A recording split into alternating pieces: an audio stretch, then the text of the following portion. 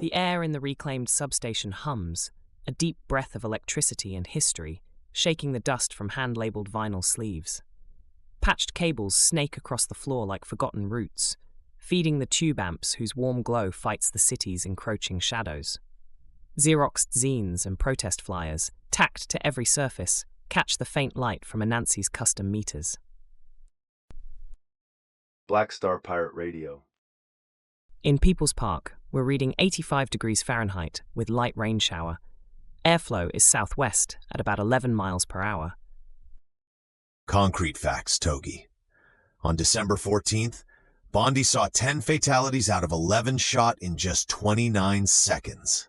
The Ensenadawas police, under Directive 3.7, explicitly declined a static presence for the Chanukah by the Sea event, exposing the Jewish community to amplified risk. A viable alternative would have been to deploy dedicated protection, as requested by community leaders, acknowledging the heightened threat landscape.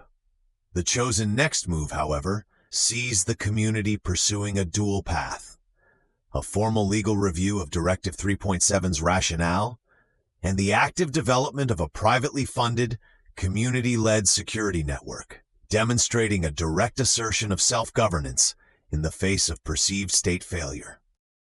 That official detachment Lex highlighted? It's a recurring pattern, a cultural weave of historical under-resourcing for specific community defense, or systemic failure to prioritize protection where it's most needed. This differential application of resources isn't just a local incident, it's an architectural flaw in public safety design, eroding consent by leaving specific groups unprotected. The lineage here connects to centuries of communities needing to self-organize for protection, and this Bondi response ensures that burden continues to be carried by those most exposed. The signal is clear. Structural self-worth demands structural self-defense when state architecture falters. And Nancy's right. The system's default setting is vulnerability for some. To bend that rule, the playable next step isn't just asking for security, but designing it. Imagine a community resilience protocol where local groups given explicit civic backing and shared intelligence can co-create and deploy bespoke defense strategies, turning passive reliance into active, consent-driven protection. This isn't just about police presence. It's about distributed, sovereign security architecture built from the ground up, honoring provenance and dignity. The power substation's old fans kick, pushing warm, recycled air across the console. A loose cable hums faintly against the metal frame. Patching in a caller. You're on the signal. Togee, this is Maya from Sydney.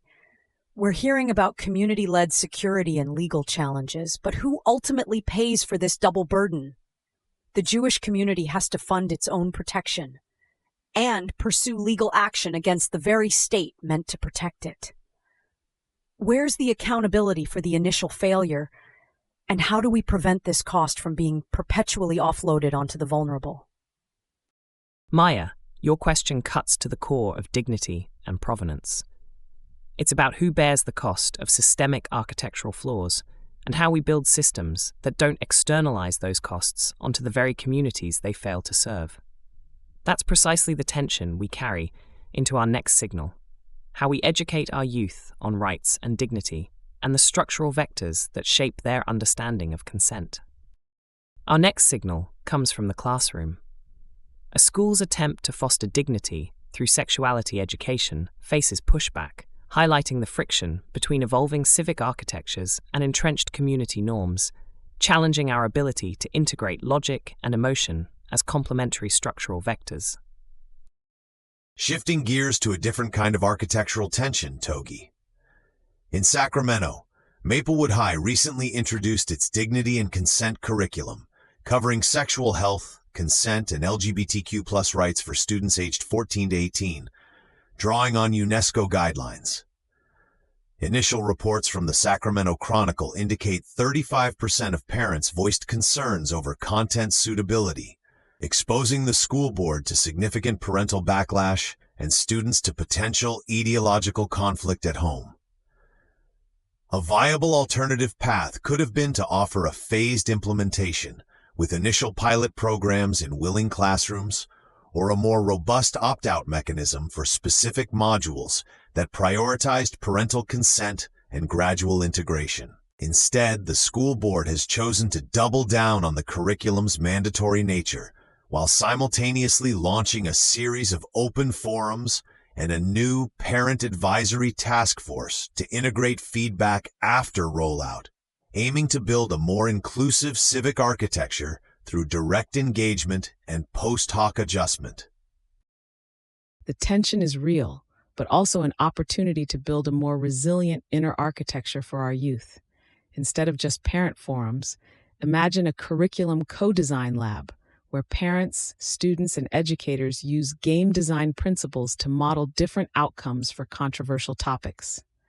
This turns abstract debate into shared problem solving, creating a better system by making everyone an architect of the learning experience, fostering consent in the very design process, and truly integrating diverse perspectives rather than simply managing dissent.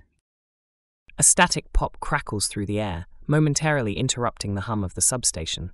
Nancy taps a loose connection. We've got another voice on the line. Speak your truth. You're on Black Star Pirate Radio. This is Ben from Sacramento. I'm a parent with kids at Maplewood. While I agree with teaching consent, the school just imposed this curriculum. It feels like they're telling us how to raise our kids, not collaborating. How do we build trust and true consent in our community if the school acts like an authority, not a partner? It's about dignity for parents, too. Ben, you hit on a critical point. How can we expect our youth to understand consent if the very systems designed to educate them don't model it with their own constituents? The erosion of trust, whether through security failures or top-down educational mandates, points to a deeper architectural challenge in our civic spaces. This leads us directly to our final signal of the night, a sudden threat to the very foundations of community life, demanding sharp discernment and resilient responses. Our final signal of the night is a stark reminder of the fragility of our constructed environments and the urgency of resilient architectures. California declares a state of emergency after a toxic leak threatens thousands of residents, demanding sharp discernment to separate toxic residue from architectural signal. We've got one final call before we close the frequency. Sarah, your question resonates deeply. Rebuilding trust and a sense of safety after such an assault on provenance is a profound act of architectural reconstruction, both individually and collectively.